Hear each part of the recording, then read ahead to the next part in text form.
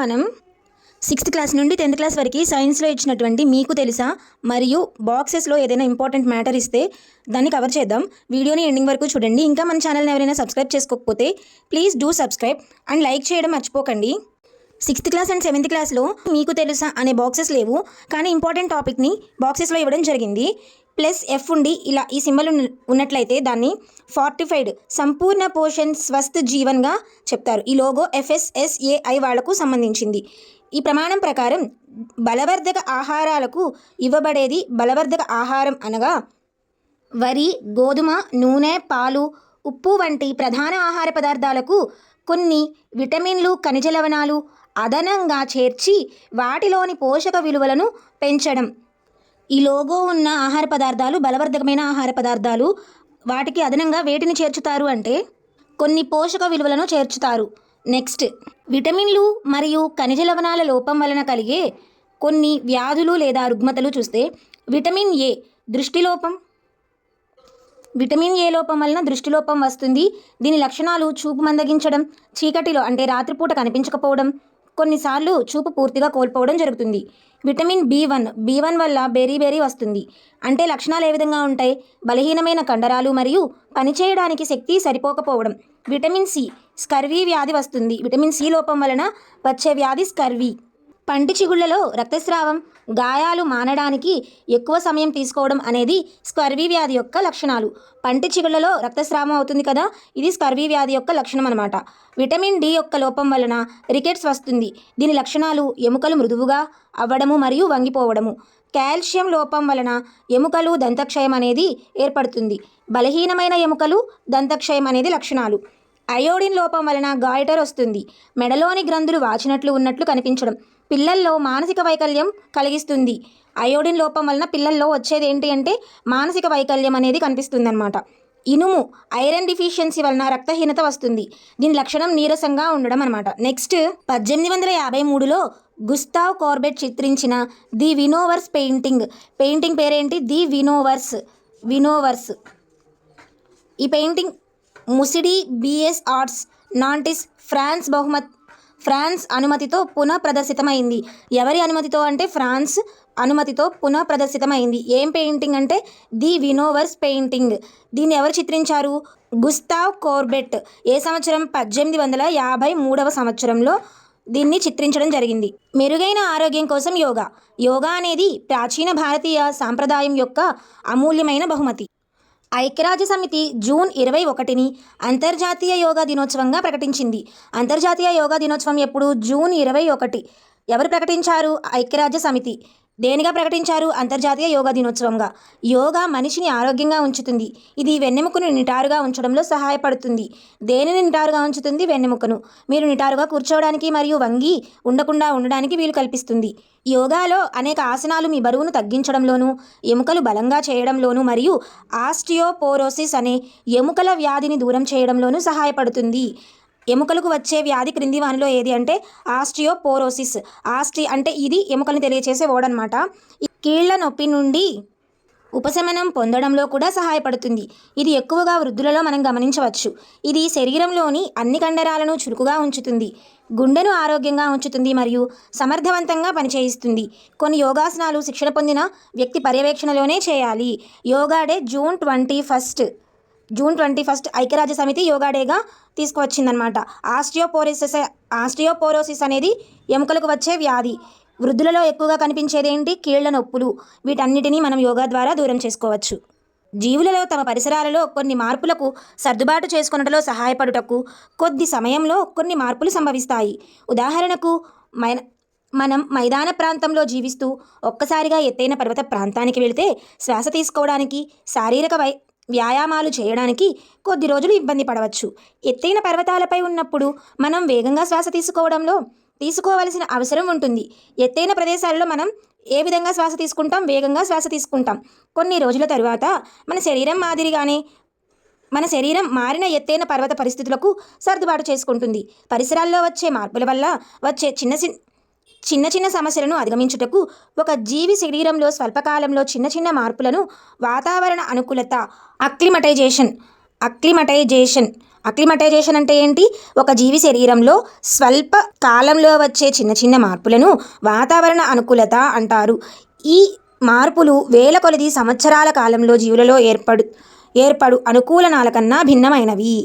వేల కొలది వచ్చే మార్పులు కాదండి, ఇవి టెంపరీగా సర్దుబాటు చేసుకోవడం కోసం చిన్న చిన్న సమస్యలని, ప్రాంతం మారినప్పుడు, వాతావరణం మారినప్పుడు మన శరీరం సర్దుబాటు చేసుకునేదాన్ని వాతావరణ అనుకూలత అంటారు. దాన్ని రుడ్యార్డ్ కిప్లింగ్ యొక్క జస్ట్ సో స్టోరీస్ రాసింది ఎవరు అంటే రుడ్యార్డ్ కిప్లింగ్. మరియు చిరుతపులి దాని మచ్చలను ఎలా పొందింది, ఈ బుక్స్ ఎవరు రాశారంటే రుడ్యార్డ్ కిప్లింగ్ అనే కథ. ఇక్కడ అతను చారలు, మచ్చలు, పాచి బ్లాచి నీడలు, ఇంకా ఇక్కడ అతను చారలు, పాచి బ్లాచి నీడలను ప్రస్తావించాడు. ఇక్కడ అతను చారలు, మచ్చలు, పాచి బ్లాచి నీడలను ప్రస్తావించాడు. చాలా నీడలు ఉన్న ఈ కథ నుండి కొన్ని పంక్తులు ఇక్కడ ఉన్నాయి. చాలా రోజుల తరువాత చెట్ల కొమ్మలతో నిండిన ఒక పెద్ద ఎత్తైన పొడవైన అడవిని వారు చూశారు. అవి విస్పష్టమైన నీడలతో, మచ్చలు, చుక్కలు, చిరిగి, కత్తిరించి, పొదిగి మరియు వంకరగా పొదిగినవి. ఆ మాటను త్వరగా బిగ్గరగా చెప్పండి, అప్పుడు అడవి ఎంత దట్టంగా ఉందో మీరు చూస్తారు. ఇదేమిటి అని అడిగింది చిరుతపులి. ఇది పూర్తి చీకటిగా ఉండి ఇంకా చిన్న చిన్న కాంతి చారలతో నిండి ఉంది. ఈ మాటలు ఎక్కడి నుండి తీసుకున్నారంటే రుడ్యార్డ్ కిప్లింగ్ రచనల నుండి, ఆయన రాసిన కథల నుండి తీసుకోవడం జరిగిందనమాట. చిరుతపులి దాని మచ్చలను ఎలా పొందింది, ఇక్కడ ఏం చర్చించారు? చారలు, మచ్చలు, పాచి బ్లాచి నీడలను గురించి ప్రస్తావించడం జరిగింది. నెక్స్ట్, భవనాలు ఇటుకలతో నిర్మితమై ఉండడాన్ని మీరు చూసి ఉంటారు. అలాగే సజీవుల యొక్క దేహం కణాలు అనే చిన్న చిన్న ప్రమాణాలతో తయారు చేయబడతాయి. కణాల గురించి చూస్తే కణాన్ని దేనితో పోల్చామంటే భవనంలో ఉన్న ఇటుకలతో పోల్చడం జరిగింది. భవనంలో ఇటుకలు ఏ విధంగా అయితే నిర్మించి ఉంటాయో అదేవిధంగా దేహంలో కణాలు కూడా చిన్న చిన్న ప్రమాణాలతో తయారు చేయబడి ఉన్నాయన్నమాట. కణాలు కేవలం సూక్ష్మదర్శిని ద్వారా మాత్రమే కనబడతాయి. కొన్ని జీవులు ఒకే ఒక కణంతో నిర్మించబడి ఉంటాయి. కణం కణత్వచం అని పిలువబడే పలుచని వెలుపలి పొరతో ఆవరించబడి ఉంటుంది. కణత్వచం అనేది ఒక వెలుపలి పొర. ఇది కణాన్ని ఆవరించి ఉండే వెలుపలి పొర. చాలా కణములు విభిన్నంగా ఉంటాయి. మధ్య భాగంలో స్పష్టమైన గుండ్రటి కేంద్రకము అనే నిర్మాణాన్ని కలిగి ఉంటాయి. కేంద్రకము కణద్రవ్యము అని పిలువబడే జెల్లీ వంటి పదార్థంచే ఆవరించబడి ఉంటుంది. కేంద్రకము కణద్రవ్యము అని పిలువబడే జెల్లీ వంటి పదార్థంతో ఆవరించబడి ఉంటుంది. కణద్రవం ఎలా ఉంటుంది? జెల్లీ వంటి పదార్థంతో ఆవరించబడి ఉంటుందన్నమాట. కేంద్రకం. పత్రాలతో పాటు మొక్కలలోని ఇతర ఆకుపచ్చని భాగాలలో కూడా కిరణజన్య సంయోగక్రియ జరుగుతుంది. ఆకుపచ్చని కాండాలు, ఆకుపచ్చని కొమ్మలు, ఎడారి మొక్కలు బాష్పోత్సేకం ద్వారా జరిగే నీటి నష్టాన్ని నివారించడం కోసం పొలుసులు లేదా ముళ్ళు వంటి ఆకులను కలిగి ఉంటాయి.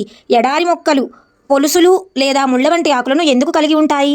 బాష్పోత్సేకం ద్వారా జరిగే నష్టాన్ని నివారించడం కోసం. ఇలాంటి మొక్కలు కిరణజన్య సంయోగ క్రియను నిర్వహించే ఆకుపచ్చని కాండాలను కలిగి ఉంటాయి. ఇక్కడ మీకు తెలుసా ఇచ్చారు చూడండి. మొక్కలకు సూర్యరశ్మి ఎంతో ముఖ్యం కావున మొక్కలు వాటి యొక్క పత్ర నమూనా వివిధ రకాలుగా ఎక్కువ మొత్తంలో సూర్యరశ్మిని గ్రహించడానికి అనువుగా ఏర్పరుస్తాయి. మొక్కలకు ఏం ఉపయోగం ఎక్కువగా ముఖ్యమైనదంటే సూర్యరశ్మి. కాబట్టి మొక్కలు వాటి యొక్క పత్ర నమూనా వివిధ రకాలుగా ఎందుకుంటుంది? ఎక్కువ మొత్తంలో సూర్యరశ్మిని గ్రహించడానికి అనువుగా ఉంటుందన్నమాట. అద్భుతమైన నిజం. సముద్ర నక్షత్రం కాల్షియం కార్బోనేట్తో ఏర్పడి గట్టి కర్పరాలతో కప్పబడిన జంతువులను తింటుంది. స్టార్ ఫిష్ అంటాం కదా, అది దేనితో తయారైన జంతువులను తింటుంది? కాల్షియం కార్బోనేట్తో ఏర్పడిన గట్టి కర్పరాలు కప్పబడిన జంతువులను తింటుంది. కర్పరం తెరిచిన తరువాత దాని లోపల గల మృదువైన జంతువును తినడానికి సముద్ర నక్షత్రం తన నోటి ద్వారా జీర్ణాశయాన్ని బయటకు పంపుతుంది. జీర్ణాశయము తిరిగి శరీరంలోనికి తీస్తుంది. ఆహారం నెమ్మదిగా జీర్ణం అవుతుంది. తన ఆహారం తీసుకోవడానికి నోటి ద్వారా జీర్ణాశయాన్ని బయటకు పంపే జీవి ఏది? సముద్ర నక్షత్రం. సముద్ర నక్షత్రం తీసుకునే ఆహారం దేనితో ఉంటుంది? కాల్షియం కార్బోనేట్తో తయారు చేయబడిన గట్టి కర్పరాలతో కప్పబడిన జంతువులను ఇది తింటుందన్నమాట. ఈ చిత్రంలో ఉన్నది స్టార్ ఫిష్ అనమాట. కొన్ని సంవత్సరాల క్రితం దంతాలు ఊడిపోవడం మీకు గుర్తుందా? శైశవ దశలో మొదటి జట్టు దంతాలు పెరుగుతాయి. మొదటి జట్టు దంతాలు ఏ దశలో పెరుగుతాయి? శైశవ దశలో పెరుగుతాయి. పాలదంతాలు మరియు శాశ్వత దంతాల గురించి చూస్తున్నాం. 6 నుండి 8 సంవత్సరాల మధ్య వయసులో ఊడిపోతాయి. శైశవ దశలో వచ్చిన మొదటి జట్టు దంతాలు ఎప్పుడు ఊడిపోతాయి? 6 నుండి 8 సంవత్సరాల మధ్య కాలంలో ఊడిపోతాయి. వీటిని పాలదంతాలు అంటారు. పాలదంతాలు ఊడిపోయే కాలం ఏంటి? పాలదంతాలు ఊడిపోయే కాలం 6 నుండి 8 సంవత్సరాల మధ్య కాలం. వీటిని భర్తీ చేసే రెండవ జట్టు దంతాలే శాశ్వత దంతాలు.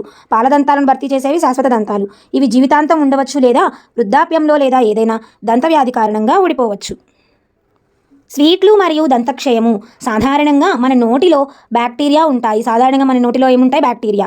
కానీ అవి మనకు హానికరం కాదు. నోటిలో ఉండే సాధారణ బ్యాక్టీరియా అనేది హానికరం కాదు. అయితే తిన్న తర్వాత మన దంతాలు మరియు నోటిని శుభ్రం చేయకపోతే అనేక హానికరమైన బ్యాక్టీరియా కూడా దానిలో నివసించడం మరియు పెరగడం ప్రారంభిస్తాయి. హానికరమైన బ్యాక్టీరియా ఎప్పుడు పెరుగుతుంది అంటే తిన్న తర్వాత నోటిని శుభ్రం చేసుకోకపోయినట్లయితే ఏర్పడుతుంది. ఈ బ్యాక్టీరియా మిగిలిపోయిన ఆహారంలో ఉన్న చెక్కలను విచ్ఛిన్నం చేసి ఆమ్లాలను విడుదల చేస్తాయి. ఆమ్లాలు క్రమంగా దంతాలను దెబ్బతీస్తాయి. దీన్ని దంతక్షయం అంటారు. దంతక్షయం అంటే ఏంటి? బ్యాక్టీరియాలు విచ్ఛిన్నం చేయడం ద్వారా ఆమ్లాలను విడుదల చేస్తాయి కదా, ఆ ఆమ్లాలు మన దంతాలకు చేసే హానే దంతక్షయం అనమాట. సకాలంలో చికిత్స చేయకపోతే ఇది తీవ్రమైన పంటి నొప్పికి కారణం అవుతుంది. తీవ్రమైనప్పుడు దంత నష్టానికి కూడా, అంటే పన్ను పూర్తిగా తీసివేయవలసిన పరిస్థితికి కూడా దారితీస్తుంది. చాక్లెట్లు, స్వీట్లు, శీతల పానీయాలు మరియు చక్కెర ఉత్పత్తులు దంతక్షయానికి ప్రధాన కారకాలు. దంతక్షయానికి క్రింది వానిలో ప్రధాన కారకాలు ఏమిటి? చాక్లెట్లు, స్వీట్లు, కూల్ డ్రింక్స్ మరియు షుగర్ ప్రోడక్ట్స్ అనమాట. అందువల్ల ఒక బ్రష్ లేదా వేపపుల్ల లేదా డెంటల్ ప్లస్ అంటే 2 దంతాల మధ్య చిక్కుకున్న ఆహార కణాలను బయటకు తీయడానికి వాడే ఒక ప్రత్యేకమైన దారం. దీంతో రోజుకి కనీసం 2 సార్లు దంతాలను శుభ్రం చేసుకోవాలి. 2 సార్లు దంతాలని శుభ్రం చేయాలన్నమాట. ప్రతిసారి భోజనం తర్వాత నోటిని నీటితో పుక్కిలించి శుభ్రం చేసుకోవాలి. అలాగే నోటిలో మురికి వేళ్లను, అపరిశుభ్ర వస్తువులను కూడా పెట్టుకోకూడదు. ఇక్కడ చూసారు కదా, చిత్రంలో ఇచ్చారు దంతక్షయం వలన ఏ విధంగా దంతాలు పాడైపోతాయో. కొన్నిసార్లు మీరు హడావుడిగా తింటున్నప్పుడు, తినేటప్పుడు మాట్లాడినా లేదా నవ్వినా మీకు దగ్గు, ఎక్కిళ్ళు లేదా ఉక్కిరిబిక్కిరి కావచ్చు. ఆహారం శ్వాసనాళంలోనికి ప్రవేశించినప్పుడు అలా జరుగుతుంది. శ్వాసనాళం నాసికారంధ్రాల నుంచి ఊపిరితిత్తులకు గాలిని చేరవేస్తుంది. ఇది ఆహార నాళానికి ఆనుకుని ఉంటుంది. గొంతు లోపల గాలి మరియు ఆహారం ఒకే మార్గాన్ని పంచుకుంటాయి. అలాంటప్పుడు ఆహారం శ్వాసనాళంలోనికి ప్రవేశించకుండా ఎలా నిరోధించబడుతుంది? మనం ఆహారం మింగేటప్పుడు ఒక మూత వంటి కవాటం శ్వాసనాళం యొక్క మార్గాన్ని మూసివేసి ఆహారాన్ని ఆహారనాళంలోనికి వెళ్లేలాగా చేస్తుంది. ఒకవేళ అనుకోకుండా ఆహారం శ్వాసనాళంలోనికి ప్రవేశిస్తే మనకు ఉక్కిరిబిక్కిరి అయినట్లు, ఎక్కిళ్ళు లేదా దగ్గు వచ్చినట్లు అనిపిస్తుంది. ఆహారం శ్వాసనాళంలోనికి వెళ్ళినప్పుడు ఉక్కిరిబిక్కిరి అయ్యి ఎక్కిళ్ళు కానీ దగ్గు కానీ వస్తుందన్నమాట. జీర్ణాశయం యొక్క పనితీరును ఒక అనుకోని ప్రమాదం వల్ల కనుగొనడం జరిగింది. 1822వ సంవత్సరంలో అలెక్సిస్ సెయింట్ మార్టిన్ అనే వ్యక్తి తుపాకీతో తీవ్రంగా కాల్చబడ్డాడు. బుల్లెట్ ఛాతీ గోడను తీవ్రంగా దెబ్బతీసి తన జీర్ణాశయంలో ఒక రంధ్రాన్ని చేసింది. అతన్ని American army doctor William Beaumont ఎలా పనిచేశారు? అమెరికన్ ఆర్మీ డాక్టర్గా పనిచేశారు. అయితే ఆయన వద్దకు తీసుకుని వచ్చారు. ఎవరిని? Alexis Saint Martin. వైద్యుడు రోగినైతే రక్షించాడు, కానీ ఆ రంధ్రంను సరిగ్గా మూసివేయలేక దానికి కట్టుకట్టి వదిలేశాడు. జీర్ణాశయం లోపలి భాగాన్ని ఆ రంధ్రం ద్వారా పరిశీలించడానికి బ్యూమాంట్ దానిని ఒక గొప్ప అవకాశంగా తీసుకున్నాడు. అతడు కొన్ని అద్భుతమైన పరిశీలనలు చేశాడు. బ్యూమాంట్ జీర్ణాశయం ఆహారాన్ని చిలుకుతున్నట్లుగా గుర్తించాడు. జీర్ణాశయం ఆహారాన్ని చిలుకుతున్నట్టు గుర్తించాడు. దాని గోడలు ఆహారాన్ని జీర్ణం చేయగల ఒక ద్రవాన్ని స్రవిస్తుంది. జీర్ణాశయం లోపల ఆహారం జీర్ణమైన తరువాతే జీర్ణాశయం చివరి భాగం పేగులోనికి తెరుచుకుంటుందని బ్యూమాంట్ గమనించడం జరిగింది. ఆహారం జీర్ణమైన తర్వాతే జీర్ణాశయం చివరి భాగమైనటువంటి పేగులోనికి తెరుచుకోవడాన్ని బ్యూమాంట్ గమనించాడు. ఏ సంవత్సరం? 1822లో జరిగింది. అతిసారము, నీళ్ల విరేచనాల సమస్య అనుభవించి ఉండవచ్చు. ఇది సంక్రమణం అంటే ఇన్ఫెక్షన్ వల్ల గాలి, ఆహారం విషతుల్యం కావడం అంటే ఫుడ్ పాయిజనింగ్ లేదా అజీర్తి వల్ల కానీ సంభవించవచ్చు. ముఖ్యంగా భారతదేశంలోని పిల్లల్లో ఇది చాలా సర్వసాధారణంగా ఉంటుంది. తీవ్రమైన పరిస్థితుల్లో ఇది ప్రాణాంతకం కూడా కావచ్చు. శరీరం నుండి నీరు మరియు లవణాలు అధికంగా కోల్పోవడమే దీనికి గల కారణం. దీనికి కారణం ఏంటి? నీరు మరియు లవణాలు శరీరం నుండి అధికంగా కోల్పోవడం అన్నమాట. అతిసారాన్ని నిర్లక్ష్యం చేయకూడదు. వైద్యుడిని సంప్రదించక ముందే రోగికి కాచి చల్లార్చిన నీటిలో చిటికెడు ఉప్పు మరియు పంచదార కరిగించి పుష్కలంగా ఇవ్వాలి. దీన్ని ఓరల్ రీహైడ్రేషన్ సొల్యూషన్ అంటారు. ఓఆర్ఎస్ యొక్క అబ్రివేషన్ ఓరల్ రీహైడ్రేషన్ సొల్యూషన్. ఆవు పాలలోని కొవ్వుల కంటే మేకపాలలో కొవ్వులు చాలా సరళంగా ఉంటాయి. మీకు తెలుసాలో ఇవ్వడం జరిగింది. ఆవు పాలలో కొవ్వులు సరళంగా ఉంటాయా, మేకపాలలో సరళంగా ఉంటాయా అంటే ఆవు పాలతో పోల్చినప్పుడు మేకపాలలో ఉండే కొవ్వులే సరళంగా ఉంటాయి. అందువల్ల ఆవు పాల కంటే మేకపాలు త్వరగా జీర్ణం అవుతాయి. దీన్ని స్టేట్మెంట్ అండ్ రీజన్ కింద ఇవ్వచ్చు. అసెర్షన్ అండ్ రీజన్ కింద.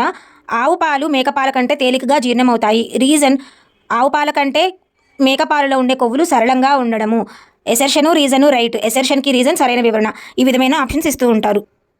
భారతదేశం సెల్సియస్ స్కేలు అనుసరిస్తుంది. భారతదేశంలో ఉపయోగించే scale Celsius scale. Clinical thermometer 35 degree centigrade నుండి 42 డిగ్రీల సెంటీగ్రేడ్ వరకు చూపిస్తుందన్నమాట. క్లినికల్ థర్మామీటర్ ఉపయోగిస్తున్నప్పుడు గమనించవలసిన జాగ్రత్తలు గమనిస్తే, థర్మామీటర్ ఉపయోగించుటకు ముందు మరియు తరువాత తప్పనిసరిగా క్రిమిసంహారక ద్రవంతో శుభ్రం చేయాలి. ముందు మరియు తర్వాత, కేవలం ముందు కాదు, కేవలం తర్వాత కాదు, ముందు మరియు తరువాత 2 సార్లు క్రిమిసంహారక ద్రవంతో శుభ్రం చేయాలి. ఉపయోగించక ముందు పాదరస మట్టం స్థాయి 35 డిగ్రీ సెంటీగ్రేడ్ కంటే తక్కువ ఉందని నిర్ధారించుకోవాలి. దృష్టిరేఖ వెంట పాదరస మట్టం స్థాయిని ఉంచుతూ థర్మామీటర్ రీడింగ్ నమోదు చేయాలి. థర్మామీటర్ను జాగ్రత్తగా నిర్వహించండి. ఏదైనా గట్టి వస్తువుకు తగిలితే అది పగిలిపోతుంది. థర్మామీటర్ బల్బును పట్టుకుని రీడింగ్ నమోదు చేయకూడదు. థర్మామీటర్ యొక్క బల్బును పట్టుకుని రీడింగ్ని నమోదు చేయకూడదు. ఈ పాయింట్స్ ఇచ్చి క్రింది వానిలో సరైన వాక్యాన్ని గుర్తించండి అని ఇస్తారు. జాగ్రత్తగా గుర్తుంచుకోండి. రకరకాల ప్రయోజనాలకు రకరకాల థర్మామీటర్లు ఉపయోగిస్తున్నాం. వాతావరణ నివేదికలలో చెప్పే క్రితం రోజు యొక్క గరిష్ట మరియు కనిష్ట ఉష్ణోగ్రతలను గరిష్ట మరియు కనిష్ట ఉష్ణమాపకం అనే థర్మామీటర్తో కొలుస్తారు. గరిష్ట మరియు కనిష్ట థర్మామీటర్ అన్నమాట. గరిష్ట కనిష్ట ఉష్ణమాపకం అనే థర్మామీటర్ సహాయంతో క్రితం రోజు యొక్క గరిష్ట మరియు కనిష్ట ఉష్ణోగ్రతలను కొలుస్తారు. క్లినికల్ థర్మామీటర్ని మానవ శరీరానికి తప్ప ఏ వస్తువుల ఉష్ణోగ్రతను కొలవడానికి ఉపయోగించకూడదు. థర్మామీటర్ను సూర్యరశ్మిలో లేదా మంటకు దగ్గరగా ఉంచకూడదు. ఇది పగలవచ్చు. థర్మామీటర్ని మంటకు కానీ సూర్యరశ్మికి కానీ దూరంగా ఉంచాలి. క్లినికల్ థర్మామీటర్ని దేనికి మాత్రమే ఉపయోగించాలి? మానవ శరీరానికి తప్ప ఇతర వస్తువుల ఉష్ణోగ్రత కొలవడానికి వినియోగించకూడదు. జ్వరమానినితో రీడింగ్ను కొలిచే సమయంలో తీసుకోవాల్సిన జాగ్రత్తలతో పాటు ప్రయోగశాల థర్మామీటర్ను నిటారుగా ఉంచాలి, వంచకూడదు. ఏ పదార్థం యొక్క ఉష్ణోగ్రతను కొలుస్తున్నామో ఆ పదార్థంతో ఆ థర్మామీటర్ బల్బు అన్ని వైపులా ఆవరించి ఉండాలి. బల్బు పాత్ర యొక్క తలాన్ని తాకరాదు. బల్బు పాత్ర యొక్క తలాన్ని తాకకుండా మనం కొలిచేటప్పుడు ప్రయోగశాల థర్మామీటర్ని జాగ్రత్తగా ఉపయోగించాలి. ప్రయోగశాల థర్మామీటర్ని జ్వరమాని రీడింగులు తీసుకునే సమయంలో తీసుకోవాల్సిన జాగ్రత్తలతో పాటు ఈ 2 జాగ్రత్తలను కూడా మనం తీసుకోవాలి. థర్మామీటర్లలో పాదరసం ఉపయోగించడంపై చాలా ఆందోళన ఉంది. పాదరసం ఒక విష పదార్థము మరియు ఒకవేళ థర్మామీటర్ పగిలితే దానిని పారవేయడం చాలా కష్టం. ఈ రోజుల్లో పాదరసాన్ని ఉపయోగించని డిజిటల్ థర్మామీటర్లు అందుబాటులో ఉన్నాయి. డిజిటల్ థర్మామీటర్లు కూడా ఈరోజు అందుబాటులో ఉన్నాయి. వీటిలో పాదరసం ఉండదు. ఎందుకు డిజిటల్ థర్మామీటర్లు అందుబాటులోకి వచ్చాయి అంటే పాదరసం అనేది ఒక విషపూరిత పదార్థం. ఒకవేళ అది కానీ బ్రేక్ అయితే దానిలో నుండి వచ్చే పాదరసాన్ని పారవేయడం కష్టం కాబట్టి. మన ఇళ్లను చల్లగా లేదా వెచ్చగా ఉంచడానికి మనము తరచుగా విద్యుత్ మరియు బొగ్గు మరియు కలప వంటి ఇంధనాలను ఉపయోగిస్తాము. బయటి వేడికి చలికి ఎక్కువగా ప్రభావితం కాని భవనాలను నిర్మించడం సాధ్యమేనా? భవనాల బయటి గోడలు గాలి పొరలను కలిగి ఉండేలాగా నిర్మించడం ద్వారా ఇది చేయవచ్చు. ఎలా నిర్మించాలి? భవనాల బయటి గోడలు గాలి పొరలను కలిగి ఉండేలాగా. ఈ రోజుల్లో అందుబాటులో ఉన్న బోలు ఇటుకలు ఉపయోగించడం కూడా దీనికి ఒక మార్గం. మీకు తెలుసా? సెల్సియస్ స్కేలును 1742లో స్వీడిష్ ఖగోళ శాస్త్రవేత్త అండర్స్ సెల్సియస్ ఏ శాస్త్రవేత్త అంటే ఖగోళ శాస్త్రవేత్త ఈయన రూపొందించారు. విచిత్రం ఏమిటంటే అతను వేడి నీటి ఉష్ణోగ్రత 0 డిగ్రీ సెంటీగ్రేడ్ గడ్డకట్టే మరియు నీటి ఉష్ణోగ్రత 100 డిగ్రీ సెంటీగ్రేడ్గా నిర్ణయించాడు. అంటే మనం ప్రజెంట్ యూజ్ చేసేదానికి రివర్స్లో చెప్పారనమాట. ఈ క్రమం చాలా త్వరగా తారుమారు చేయబడింది. అండర్స్ సెల్సియస్ ఒక ఖగోళ శాస్త్రవేత్త స్వీడిష్ దేశానికి చెందిన 1742 సంవత్సరంలో సెల్సియస్ స్కేల్ని రూపొందించారు. మీకు తెలుసా? ఆమ్లం పేరు అది లభ్యమయ్యే పదార్థం చూస్తే ఎసిటిక్ ఆమ్లం వెనిగర్లో లభిస్తుంది. ఫార్మిక్ ఆమ్లం చీమలు కుట్టినప్పుడు విడుదలవుతుంది. సిట్రిక్ ఆమ్లం నిమ్మ, నారింజ మొదలైన నిమ్మజాతి పండ్లలో లభిస్తుంది. లాక్టిక్ యాసిడ్ పెరుగు నుండి లభిస్తుంది. ఆక్సాలిక్ యాసిడ్ పాలకూర నుండి లభిస్తుంది. ఆస్కార్బిక్ ఆమ్లం ఇది విటమిన్ సి యొక్క రసాయన నామం ఉసిరి సిట్రస్ పండ్ల నుండి లభిస్తుంది. టార్టారిక్ ఆమ్లం చింతపండు, ద్రాక్ష, పచ్చిమామిడి నుండి లభిస్తుంది. ఈ పైన పేర్కొన్న అన్ని ఆమ్లాలు ప్రకృతిలో మనకు సహజంగా లభించేవి. తరువాత క్షారం పేరు మరియు అది లభ్యమయ్యే పదార్థము కాల్షియం హైడ్రాక్సైడ్ నిమ్మరసం, ammonium hydroxide window cleaner, sodium hydroxide, potassium hydroxide సబ్బుల్లో ఉంటుంది. ఈ నిమ్మరసం మాత్రం ఈజీగా మనకు గుర్తుండదు. నిమ్మరసం అనగానే మనకు ఆమ్లాలే గుర్తొస్తే దానిలో ఉండే క్షారం ఏంటి అంటే calcium hydroxide. Magnesium hydroxide milk of మెగ్నీషియాలో ఉంటుంది. దీన్ని యాంటాసిడ్గా యూజ్ చేస్తారు. తటస్థీకరణం చెందించడానికి గ్యాస్ ఫామ్ అయినప్పుడు యూజ్ చేస్తారు కదా, దానిలో యాంటాసిడ్ అనమాట. మిల్క్ ఆఫ్ మెగ్నీషియాలో ఏముంటుంది? మెగ్నీషియం హైడ్రాక్సైడ్ అనే క్షారం ఉంటుంది.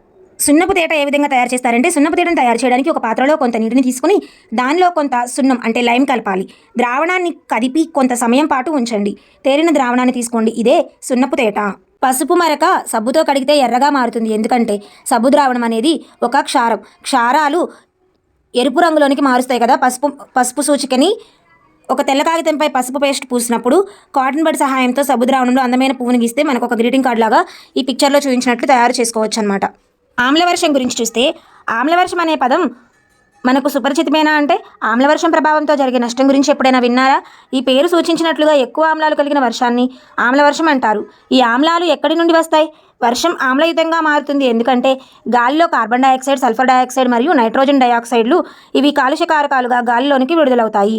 కాలుష్యకారకాలుగా ఏమేమి విడుదలవుతున్నాయి? Carbon dioxide, sulphur dioxide, nitrogen dioxide. వర్షపు చుక్కలలో కరిగి కార్బోనిక్ ఆమ్లము, సల్ఫ్యూరిక్ ఆమ్లము, నైట్రిక్ ఆమ్లాలు ఏర్పరుస్తున్నాయి. ఆమ్ల వర్షము భవనాలు, చారిత్రక కట్టడాలు, మొక్కలు మరియు జంతువులకు నష్టాన్ని కలిగిస్తున్నాయి.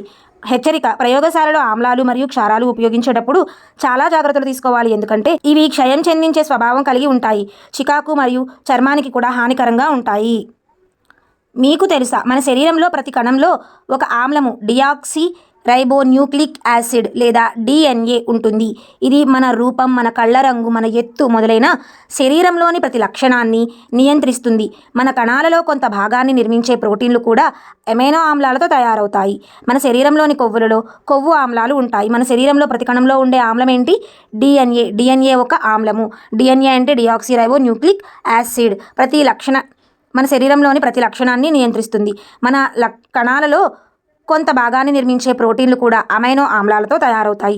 ప్రోటీన్లను ఏ ఆమ్లాలతో తయారు చేయబడతాయంటే అమినో యాసిడ్స్తో తయారు చేయబడతాయి. మన శరీరంలోని కొవ్వు ఆమ్లాలు కొవ్వులలో ఉంటాయి. మీకు తెలుసా, ఢిల్లీలోని కుతుబ్ మినార్ సమీపంలో 7 మీటర్ల కన్నా ఎక్కువ ఎత్తు ఉన్న ఇనుప స్తంభం ఉంది. ఇది 6,000 కిలోగ్రాముల కంటే ఎక్కువ బరువు ఉంటుంది. 6,000 కంటే ఎక్కువ బరువు ఉంటుందన్నమాట, కేజీల కంటే ఎక్కువ బరువు. ఇది 1600 సంవత్సరాల క్రితం నిర్మించబడింది. ఎన్ని సంవత్సరాల క్రితం? 1600 సంవత్సరాల క్రితం నిర్మించారు. ఇది ఎంతకాలమైనా తుప్పు పట్టలేదు. తుప్పు నిరోధకత యొక్క నాణ్యత కోసం దీన్ని ప్రపంచంలోని అన్ని ప్రాంతాల శాస్త్రవేత్తలు పరిశీలించారు. ఇది 1600 సంవత్సరాల క్రితమే లోహ సాంకేతికతలో భారతదేశం చేసిన పురోగతిని గురించి తెలియజేస్తుంది. ఏ రాజుల కాలంలో అంటే ఢిల్లీ సుల్తాన్ల కాలంలో నిర్మించడం జరిగింది. ఇది కుతుబ్ మినార్ సమీపంలో ఉందన్నమాట. కిరణజన్య సంయోగక్రియ అనే ప్రక్రియ ద్వారా మొక్కలు తమ ఆహారాన్ని ఉత్పత్తి చేస్తాయి. అయితే ఈ కిరణజన్య సంయోగక్రియ కూడా ఒక రసాయనిక మార్పు. జీర్ణక్రియ జరుగుతుంది కదా, అది కూడా ఒక రసాయన మార్పుగానే మనం చెప్పవచ్చు. ఒక రక్షణ కవచము. మీరు ఓజోన్ పొర గురించి విని ఉంటారు. మన వాతావరణంలో ఇది సూర్యుని నుండి వచ్చే హానికరమైన అతినీలలోహిత వికిరణం నుండి మనల్ని రక్షిస్తుంది. ఓజోన్ ఈ రేడియేషన్లు గ్రహించి ఆక్సిజన్గా విచ్ఛిన్నం అవుతుంది. ఆక్సిజన్ ఓజోన్ కంటే భిన్నంగా ఉంటుంది. ఓజోన్ విచ్ఛిన్నం కావడాన్ని మనం రసాయన మార్పుగా పిలవచ్చు. అతినీలలోహిత వికిరణం ఓజోన్ ద్వారా గ్రహించబడకపోతే అది భూమి యొక్క ఉపరితలంపైకి చేరుకుంటుంది మరియు మనకు ఇతర జీవరాశులకు హాని కలిగిస్తుంది. మనకు మరియు ఇతర జీవరాశులకు హాని కలిగిస్తుంది. ఓజోన్ ఈ రేడియేషన్కు వ్యతిరేకంగా సహజ కవచంగా పనిచేస్తుంది. అతినీలలోహిత కిరణాల నుండి మనల్ని రక్షించడానికి ఉన్న పొర ఏంటి? ఓజోన్ పొర. స్టెయిన్లెస్ స్టీల్ను ఇనుమును కార్బన్తో మరియు క్రోమియం, నికెల్, మాంగనీస్ వంటి లోహాలతో కలిపి తయారు చేస్తారు. ఇది తుప్పు పట్టదు. తుప్పు పట్టనిది ఏంటి? Stainless steel. దీన్ని వేటితో తయారు చేస్తారు? ఇనుము, కార్బన్తో మరియు క్రోమియం, నికెల్ మరియు మాంగనీస్తో కలిపి ఇటువంటి లోహాలతో తయారు చేయడం వల్ల ఇది తుప్పు పట్టదనమాట. సరాసరిగా ఒక వయోజనుడైన వ్యక్తి నిమిషానికి 15 నుండి 18 సార్లు ఊపిరి పీలుస్తాడు. సరాసరిగా ఒక వయోజనుడైన వ్యక్తి 15 నుండి 18 సార్లు నిమిషానికి ఊపిరి పీల్చడం జరుగుతుంది. తీవ్ర శారీరక శ్రమ చేసినప్పుడు నిమిషానికి శ్వాసక్రియ రేటు 25 సార్లు వరకు ఉంటుంది. మనం వేగంగా ఊపిరి పీల్చడమే కాకుండా దీర్ఘ శ్వాస తీసుకోవడం ద్వారా ఎక్కువ ఆక్సిజన్ని తీసుకోవడం జరుగుతుంది. వేగంగా ఊపిరి పీల్చినప్పుడు, దీర్ఘ శ్వాస తీసుకున్నప్పుడు ఆక్సిజన్ని ఎక్కువగా పీల్చుకోవడం జరుగుతుంది. శారీరక శ్రమ చేసినప్పుడు 25 సార్లు శ్వాసక్రియ రేటు ఉంటుంది. నార్మల్ టైంలోనేమో 15 నుండి 18 వరకు శ్వాసక్రియ రేటు అనేది ఒక వయోజనుడైన వ్యక్తి దగ్గర ఉంటుంది. ధూమపానం ఊపిరితిత్తులను దెబ్బతీస్తుంది. ధూమపానం క్యాన్సర్తో కూడా ముడిపడి ఉంది. దీనిని తప్పక నివారించాలి. ధూమపానం ఊపిరితిత్తులను దెబ్బతీస్తుంది, క్యాన్సర్తో ముడిపడి ఉంది కాబట్టి దీన్ని తప్పకుండా నివారించాలి. మన చుట్టూ ఉన్న గాలిలో పొగ, ధూళి, పిప్పొడి మొదలైన అనేక రకమైన అనవసరమైన రేణువులు ఉంటాయి. మనం ఊపిరి పీల్చినప్పుడు ఈ రేణువులు మన నాసికాకుహరంలో ఉన్న కేశాలలో చిక్కుకుంటాయి. అయితే కొన్నిసార్లు ఈ రేణువులు నాసికాకుహరంలోని కేశాలను దాటవచ్చు. ఇది నాసికాకుహరమును ఆవరించి ఉన్న పొరను చికాకు పెడుతుంది. దాని ఫలితంగా మనం తుమ్ముతాము. తుమ్ములు పీల్చిన గాలిలో నుండి ఇబ్బంది కలిగించే పదార్థములను బయటకు పంపి దుమ్ము లేని స్వచ్ఛమైన గాలి మన శరీరంలోనికి ప్రవేశించేలాగా చేస్తుంది. తీసుకోవలసిన జాగ్రత్త ఏంటంటే, తుమ్మినప్పుడు మీరు బయటకు పంపే పదార్థాలు ఇతర వ్యక్తులు పీల్చుకోకుండా ముక్కును అడ్డుగా చేతిని లేదా రుమాల్ని ఉంచుకోవాలి. మెరుగైన జీవితం కోసం శ్వాస. తరచూ చేసే సంప్రదాయ శ్వాస వ్యాయామం అంటే ప్రాణాయామం ఎక్కువ గాలిని తీసుకునేలా ఊపిరితిత్తుల సామర్థ్యాన్ని పెంచుతుంది. అలా శరీర కణాలకు ఎక్కువ ఆక్సిజన్ సరఫరా చేయబడుతుంది. ఫలితంగా ఎక్కువ శక్తి అనేది విడుదలవుతుంది. ప్రాణాయామం వలన ఊపిరితిత్తుల సామర్థ్యాన్ని పెంచుకోవచ్చు. శరీర కణాలకు ఎక్కువగా ఆక్సిజన్ని సరఫరా చేయడానికి ఉపయోగపడుతుంది. తద్వారా మనకు శక్తి కూడా ఎక్కువగా విడుదలవుతుంది. నెక్స్ట్, పీల్చే మరియు వదిలే గాలిలో ఆక్సిజన్ మరియు కార్బన్ డైఆక్సైడ్ యొక్క శాతం. పీల్చే గాలిలో ఆక్సిజన్ 21% ఉంటుంది. విడిచే గాలిలో 16.4% ఆక్సిజన్ ఉంటుంది. 0.04% కార్బన్ డైఆక్సైడ్, 4.4% కార్బన్ డైఆక్సైడ్ అనేది విడిచే గాలిలో ఉంటుంది. పీల్చే గాలిలో 21% ఆక్సిజన్, 0.04% కార్బన్ డైఆక్సైడ్, విడిచే గాలిలో 16.4% ఆక్సిజన్, 4.4 కార్బన్ డైఆక్సైడ్ అనేవి ఉంటాయి. మనకు ఆక్సిజన్ చాలా అవసరం, కానీ దానిని ఉపయోగించని జీవులకు అది విషపూరితం. మనకైతే ఆక్సిజన్ అవసరం, కానీ దాన్ని ఉపయోగించని జీవులకి ఏంటది విషపూరితం. వాస్తవానికి మానవులకు, ఇతర జీవులకు కూడా స్వచ్ఛమైన ఆక్సిజన్ ఎక్కువసేపు పీల్చడం ప్రమాదకరం. స్వచ్ఛమైన ఆక్సిజన్ అనేది ప్రమాదకరం. ఎవరికైనా సరే స్వచ్ఛమైన ఆక్సిజన్ పీల్చుకోవడం ఎక్కువసేపు ప్రమాదకరం. సిరలు అంటే శరీరంలోని అన్ని భాగాల నుండి హృదయం లేదా గుండెకు కార్బన్ డైఆక్సైడ్ను అధికంగా ఉండే రక్తాన్ని తీసుకుని వెళ్ళే రక్తనాళాలు. దీన్ని మనం పుప్పుస సిరలు గురించి 6వ తారీఖు అక్టోబర్ 2024 జరిగిన మార్నింగ్ సెషన్ టెట్ ఎగ్జామ్లో అడిగారు. పుప్పుస ధమని గుండె నుండి రక్తాన్ని తీసుకుని వెళ్తుంది, కావున దీన్ని సిర అని కాకుండా ధమని అని పిలుస్తారు. కార్బన్ డైఆక్సైడ్ అధికంగా ఉండే రక్తాన్ని ఊపిరితిత్తులకు తీసుకుని వెళుతుంది. పుప్పుస సిర ఆక్సిజన్ అధికంగా ఉన్న రక్తాన్ని ఊపిరితిత్తుల నుండి గుండెకు తీసుకుని వెళుతుంది. ఇదే క్వశ్చన్ని డైరెక్ట్గా అడగడం జరిగింది. యాజ్ ఇట్ ఈజ్ లైన్ని. నెక్స్ట్, రక్తదానము. రక్తం దొరకక వందలాది మంది చనిపోతున్నారు. స్వచ్ఛంద రక్తదానం సురక్షితమైనది, నొప్పి లేకుండా ఉంటుంది మరియు విలువైన ప్రాణాలను కాపాడుతుంది. రక్తాన్ని ఆసుపత్రులు, ప్రభుత్వం గుర్తింపు పొందిన ప్రదేశాల్లో దానం చేయవచ్చు. దానం చేసిన రక్తాన్ని బ్లడ్ బ్యాంకులలో ప్రత్యేక శ్రద్ధతో నిల్వ చేస్తారు. ఆంగ్ల వైద్యుడు విలియం హార్వే క్రీస్తుశకం 1578 నుండి 1657 మధ్య కాలానికి చెందినవాడు. రక్త ప్రసరణను కనుగొన్నాడు. రక్త ప్రసరణను కనిపెట్టింది ఎవరు? William Harvey. శరీరంలోని నాళాల్లో రక్తం ఊగిసలాడుతుందనేది ఈ రోజుల్లో ఉన్న అభిప్రాయం. హార్వే యొక్క అభిప్రాయాలను ఎగతాళి చేశారు మరియు సర్క్యులేటర్ అని పిలిచారు. అతను చాలామంది రోగులను కోల్పోయాడు. అయినప్పటికీ అతను చనిపోకముందే ప్రసరణ గురించి హార్వే యొక్క ఆలోచనలు సాధారణ జీవ సంబంధమైన వాస్తవంగా అంగీకరించబడింది. రక్త ప్రసరణ గురించి మొట్టమొదటిగా విలియం హార్వే వివరించాడు. అయితే ఆ కాలంలో దాన్ని అంగీకరించగా అతన్ని సర్క్యులేటర్ అని ఆ పేరుతో ఆయన గేలి చేయడం ప్రారంభించారు. అయినప్పటికీ ఆయన చనిపోకముందే ఆయన చెప్పింది కరెక్ట్ అని చెప్పి ప్రూవ్ అయిందనమాట. జంతువుల శరీరం నుండి వ్యర్థ రసాయనాలను తొలగించే విధానం నీటి లభ్యత మీద ఆధారపడి ఉంటుంది. జంతువుల శరీరం నుండి వ్యర్థ రసాయనాలను తొలగించే విధానం దేని మీద ఆధారపడి ఉంటుంది? నీరు యొక్క లభ్యత మీద ఆధారపడి ఉంటుంది. చేపలు వంటి జలచరాలు కణ వ్యర్థాలను నీటిలో కరిగిపోయే అమ్మోనియాగా విసర్జిస్తాయి. జలచరాలు అమ్మోనియాను విసర్జిస్తాయి. పక్షులు, బల్లులు, పాములు వంటి భూచర జంతువులు సగం ఘన తెలుపు రంగు సమ్మేళనాన్ని అంటే యూరిక్ ఆమ్లాన్ని విడుదల చేస్తాయి. మానవులలో ప్రధాన విసర్జన పదార్థం యూరియా. జలచరాల్లో అమ్మోనియా, భూచర జంతువుల్లో యూరిక్ యాసిడ్, మానవుల్లో యూరియా అనేవి విసర్జక పదార్థాలన్నమాట. కొన్నిసార్లు ఒక వ్యక్తి యొక్క మూత్రపిండాలను ఇన్ఫెక్షన్కి లేదా గాయం కారణంగా పనిచేయడం ఆగిపోవచ్చు. మూత్రపిండాల వైఫల్యం ఫలితంగా వ్యర్థ పదార్థాలు రక్తంలో చేరడం ప్రారంభిస్తాయి. కృత్రిమ కిడ్నీ ద్వారా వారి రక్తాన్ని క్రమానుగతంగా వడపోత చేస్తే తప్ప అలాంటి వ్యక్తి జీవించలేడు. ఈ ప్రక్రియను డయాలసిస్ అంటారు. డయాలసిస్లో ఏం జరుగుతుంది? కృత్రిమ కిడ్నీ ద్వారా వారి రక్తాన్ని క్రమానుగతంగా వడపోత చేస్తారు. ఇదే డయాలసిస్ ప్రాసెస్ అన్నమాట. రక్తానికి ప్రత్యామ్నాయం లేదు. మీకు తెలుసాలో రక్తానికి ప్రత్యామ్నాయం ఉందా అంటే లేదు. ప్రజలు శస్త్రచికిత్స లేదా గాయం నుండి రక్తాన్ని కోల్పోతే లేదా వారి శరీరాలు తగినంత రక్తాన్ని ఉత్పత్తి చేయలేకపోతే స్వచ్ఛంద సేవకులు విరాళంగా ఇచ్చిన రక్తాన్ని మార్పిడి చేయడం ద్వారా రక్తం మార్చడం ఒకే ఒక మార్గం. రక్తం సాధారణంగా కొరతగా ఉంటుంది. రక్తదానం చేయడం వల్ల దాతల బలం తగ్గదు. బంగాళదుంప కన్నుల నుండి మొలకెత్తుతుంది. బంగాళదుంపకి ఇలా కన్నులు ఉంటాయి కదా, వాటి నుండి మొలకలు వస్తాయి. రణపాల ఆకుల నుండి మొలకెత్తే మొక్క. ఇప్పుడు పత్రానికి అంచున బడ్స్ ఉంటాయి కదా, రణపాల ఆకు ఉంటుంది కదా, దాని అంచుల్లో మొగ్గలు ఉంటుంది. పత్రం అంచుల్లో మొగ్గలను కలిగి ఉంటుంది. ఈ మొక్క ఆకు తడి నేలలో పడినట్లయితే అవి క్రొత్త మొక్కలుగా పెరుగుతాయి. అంచుల యందు మొగ్గలు కలిగి ఉన్న రణపాల మొక్క ఉంటుంది కదా, ఇది తడిగా ఉన్న నేల మీద పడితే కొత్త మొక్కలుగా వస్తాయన్నమాట. గులాబీ మొక్క కాండ ఛేదనం ద్వారా కొత్త మొక్కలు వస్తాయి. కాండాన్ని ఛేదించి కొత్త మొక్కలుగా పెట్టచ్చు అనమాట. ఈస్టులో కోరకీ భవనం ద్వారా ప్రత్యుత్పత్తి జరుగుతుంది. ఈస్ట్ కణం అభివృద్ధి చెందుతూ ఉన్న కోరకం.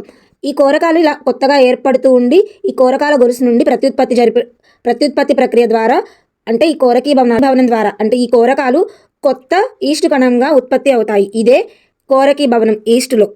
స్పైరోగైరా ఒక శైవలానికి ఉదాహరణ.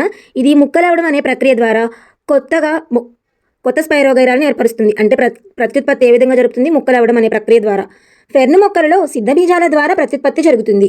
సొరై సిద్ధబీజాశయ పత్రాలు. ఈ సిద్ధబీజాశయాలు ఉంటాయి కదా, ఈ సిద్ధబీజాశయ పత్రాలను ఏమంటారు? సొరై అంటారు. ఫెర్న్ మొక్కలు దేని ద్వారా ప్రత్యుత్పత్తి జరుపుతాయి? సిద్ధబీజాల ద్వారా. ముక్కలవ్వడం ద్వారా స్పైరోగైరా. ఈస్టు కోరకి భవనం ద్వారా. గులాబీ మొక్కలు కాండఛేదనం ద్వారా. బంగాళదుంపలు కణుపుల ద్వారా ప్రత్యుత్పత్తి జరుపుతాయి. మునగ, మ్యాపుల్ రెక్కలతో కూడిన విత్తనాలు. మునగ చెట్టుకుండే విత్తనాలు ఉంటాయి కదా, అవి మ్యాపుల్. ఇవి రెక్కలతో కూడిన విత్తనాలు అనమాట. వీటి ద్వారా మొక్కల విత్తనాలు మరియు ఫలాలు గాలి, నీరు మరియు జంతువుల ద్వారా వ్యాప్తి చెందుతాయి. కొన్ని విత్తనాలు అనేవి మొక్కల యొక్క విత్తనాలు గాలి, నీరు, జంతువుల ద్వారా వ్యాప్తి చెందుతాయి. అయితే మునగ, మేపుల్ మొక్కల విత్తనాలు గాలి ద్వారా వ్యాప్తి చెందుతాయి అన్నమాట. నీటి ద్వారా వ్యాప్తి చెందే మొక్కలకి ఉదాహరణలు: పీచు కలిగిన విత్తనం వలన అవి నీటి ద్వారా వ్యాప్తి చెందుతాయి. ఉదాహరణకు కొబ్బరికాయలో స్పాంజ్ వంటి లేదా పీచు కలిగిన విత్తన కవచం ఉంటుంది కదా, ఇవి నీటి ద్వారా వ్యాప్తి చెందడానికి ఉపయోగపడతాయి. కొన్ని విత్తనాలు జంతువుల ద్వారా కూడా వ్యాప్తి చెందుతాయి. ప్రత్యేకంగా ముళ్ళు లేదా కొక్కెములతో కూడిన విత్తనాలు జంతువుల శరీరాలకు అంటే దేహాలకు అంటుకుని దూర ప్రాంతాలకు మోసుకొని పోబడతాయి. దీనికి ఉదాహరణ జాంతియం మరియు యురేనా. కొన్ని విత్తనాలు అకస్మాత్తు కుదుపులతో ఫలము పగిలినప్పుడు వ్యాప్తి చెందుతాయి. తల్లి మొక్క నుండి విత్తనాలు దూరంగా వెదజల్లుతాయి. ఆముదం మొక్క మరియు నేలగోరింట మొక్కలు ఇలా తల్లి నుండి విత్తనాలు దూరంగా వెదజల్లబడడం ద్వారా వ్యాప్తి చెందుతాయి. జాంతియము, యురేనా అనేవి ఇతర జంతువులు మోసుకొని పోవడం ద్వారా. వీటికి ముళ్ళు లేదా కొక్కెములతో కలిగిన విత్తనాలు ఉంటాయి. కొబ్బరికాయ అనేది నీటి ద్వారా వ్యాప్తి చెందితే మునగ, మేపులు అనేవి గాలి ద్వారా వ్యాప్తి చెందుతాయి. ఈ చిత్రంలో మీరు చూడవచ్చు, ఇదేమో జాంతియం. ప్రొద్దుతిరుగుడు కేశయుత ఫలము. ఆక్ మదర్ కేశయుత విత్తనము. ఆక్ అంటే మదర్ కేశయుత విత్తనము, ప్రొద్దుతిరుగుడు కేశయుత ఫలము. మునగ, మేపుల్ రెక్కలతో కూడిన విత్తనాలు కలిగి ఉండడం మనం ఈ చిత్రాల్లో చూడొచ్చు. ప్రయాణించిన మొత్తం దూరాన్ని ప్రయాణించడానికి పట్టిన మొత్తం కాలంతో భాగిస్తే వడి వస్తుంది. ప్రయాణించిన మొత్తం దూరాన్ని ప్రయాణించడానికి పట్టిన మొత్తం కాలంతో భాగిస్తే ఏమి వస్తుంది? వడి వస్తుంది. వడికి సూత్రం ఏంటి? ప్రయాణించిన మొత్తం దూరము బై ప్రయాణించడానికి పట్టిన మొత్తం కాలం. అప్పుడు ప్రయాణించిన మొత్తం దూరం బై ప్రయాణించడానికి పట్టిన మొత్తం కాలం ఈజ్ ఈక్వల్ టు వడి. దైనందిన జీవితంలో మనం ఎక్కువ దూరము లేదా ఎక్కువ కాలం పాటు స్థిరవడితో చెలించే వస్తువులను అరుదుగా చూస్తాము. సరళరేఖ వెంబడి చలిస్తున్న వస్తువు వడి మారుతూ ఉన్నట్లయితే ఆ చలనాన్ని అసమచలనం అంటారు. మరోవైపు సరళరేఖ వెంబడి ఒక వస్తువు స్థిరవడితో చలిస్తున్నట్లయితే దానిని అసమచలనం అంటారు. సరళరేఖ వెంబడి చలిస్తున్న వస్తువు వడి మారితే ఆ చలనం అసమచలనం అవుతుంది. అసమచలనం అంటే ఏంటి? వడిలో మార్పు ఉంటుంది. సమచలనంలో వడిలో మార్పు ఉండదు. ఈ సందర్భంలో సగటు వడి, వాస్తవ వడి ఒకేలాగా ఉంటాయి. సమచలనంలో సగటు వడి ఈజ్ ఈక్వల్ టు వాస్తవ వడి అన్నమాట. ఇచ్చిన లోలకం యొక్క డోలనావర్తన కాలం స్థిరంగా ఉంటుందని కనుగొనడం గురించి ఆసక్తికరమైన కథనం ఉంది. ప్రముఖ శాస్త్రవేత్త గెలీలియో గెలీలీ క్రీస్తు శకం 1564 నుండి 1642 మధ్యకాలంలోని వారు. ఈయన పేరు మనం వినే ఉంటాం. ఒకప్పుడు గెలీలియో ఒక చర్చిలో కూర్చున్నాడట. గొలుసుతో పైకప్పు నుండి వేలాడదీయబడిన దీపం ఒక వైపు నుండి మరోవైపుకు నెమ్మదిగా కదులుతున్నట్లు గమనించాడు. దీపం ఒక డోలనం పూర్తి చేసిన కాల వ్యవధిలో అతని నాడి ప్రతిసారి అదే సంఖ్యలో కొట్టుకోవడం గమనించి ఆశ్చర్యపోయాడు. గెలీలియో తన పరిశీలనను ధృవీకరించడానికి వివిధ లోలకాలతో ప్రయోగాలు చేశాడు. నిర్దిష్ట పొడవు గల లోలకం ఒక డోలనాన్ని పూర్తి చేయడానికి ఎల్లప్పుడూ ఒకే సమయాన్ని తీసుకుంటుందని అతడు కనుగొన్నాడు. ఈ పరిశీలన లోలక గడియారాల అభివృద్ధికి దారితీసింది. లోలక గడియారాలను మెరుగుపరిచి వైండింగ్ గడియారాలు, చేతి గడియారాలు తయారు చేస్తారు. గెలీలీ ఏం పరిశోధించారు? గొలుసుతో పైకప్పు నుండి వేలాడదీయబడిన దీపం ఒకవైపు నుండి మరోవైపుకు నెమ్మదిగా కదులుతున్నట్లు గమనించారు. దీపం ఒక డోలనం పూర్తి చేసిన కాల వ్యవధిలో అతని నాడి ప్రతిసారి అదే సంఖ్యలో కొట్టుకోవడం గమనించారు గెలీలియో.